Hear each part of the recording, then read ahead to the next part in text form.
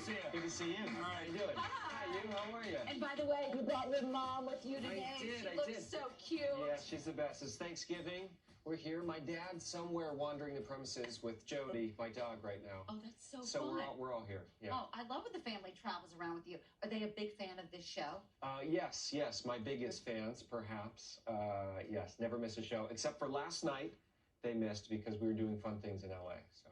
What were those fun things? Do we ask? We were hanging out. We were getting dinner at a Mexican restaurant in Venice with my sister. My sister's in Venice. Took us to her favorite spot.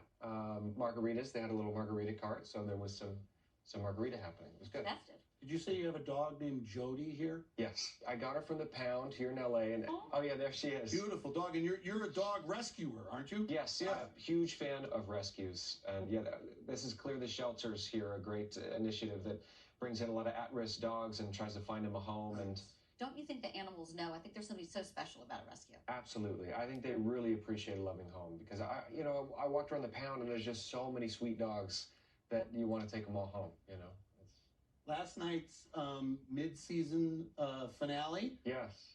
You two are on your way to London. Yes. We're going. Nobody thinks we're going to London, but we're going.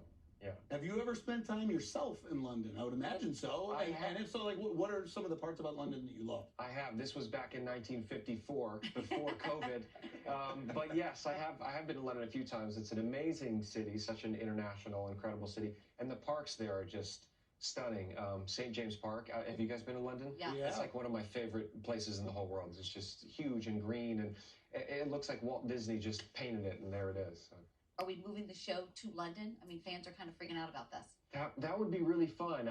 I don't know that the show will move to London, but Max and Sharp, Prima and I there, we're headed to London, and yes, we've been shooting a lot of London. Look at that look. It's amazing couple, the two of you, in the show. She's all right. She's amazing. I mean, she's the best scene partner, and she's, an incredible actress and a great person, so it's a lot of fun. Let's talk about your music. My husband's obsessed with music. Nice. What do you want to talk about? Any chance that some of your music could get integrated into New Amsterdam? Yeah, you know what? I would love that. David Schulner, our writer-creator, is like the sweetest guy, so I would never want to push it on them, but push it. But I will. Yeah. Right. No, but I think someday that would be really fun. I do have one song that I wrote that I think is very fitting for the show. So I got to maybe record it first. That would be the first step, and then maybe we'll see. If you could be a musician over an actor, musician. You would Who would choose actor? What do you mean? Musicians are the coolest. You're They're right. way cooler than actors.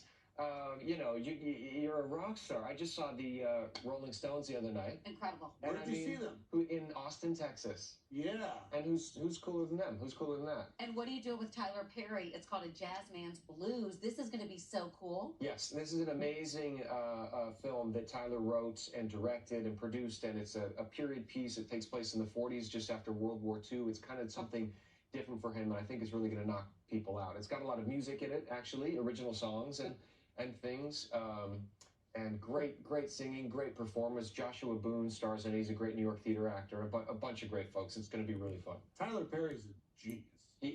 And what is it like working with him? It's just incredible what he's built. I mean, he's built this huge studio in Atlanta, and he has numerous films and shows in production at the same time. I mean, he just doesn't stop. It's really inspiring. Be happy with what we're going to see. I think so. I've been enjoying it because I realized it's something different for Max. He's kind of a fish out of water in London, and he's sort of trying to figure out where he fits, and he doesn't even have his medical license when he gets there, and she's really taken off and in her element, and he's kind of like at home in a sweatshirt, like, what am I doing? And so it's a cool story. Different side of him. It's a different side, yeah. Does your mom, who's here, does she like when you wear your medical gear home? Like yeah, you just come in the jacket or your scrubs, well, right? My mom's Look how cute your mom is. Come out and just sit here. You don't have to say anything. Come on, Mom. My mom is a dermatologist. Oh, I've got some questions. And yeah, so. Mom, Hi there. are you proud of your son? Absolutely. Yeah. She has to say that. Yeah. Here we go, Mom. Oh. I love a mom. You're talking to my shirt, Mike. Talking to the shirt. Yeah. Mom, Yeah. did you always know he was going to be an actor? Yes, actually. I mean, he started very young.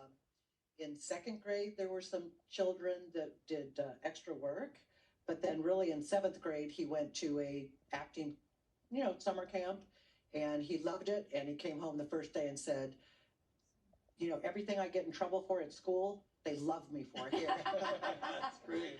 And Much so he more knew fun he than had a getting talent. detention. Yeah, He had totally. definite talent, yes. Yeah. Well, great to see you. So nice to meet you, Oh, nice Mom. to meet This you. was Thank so you. fun. You can catch Ryan in New Amsterdam when it returns on January 4th on NBC.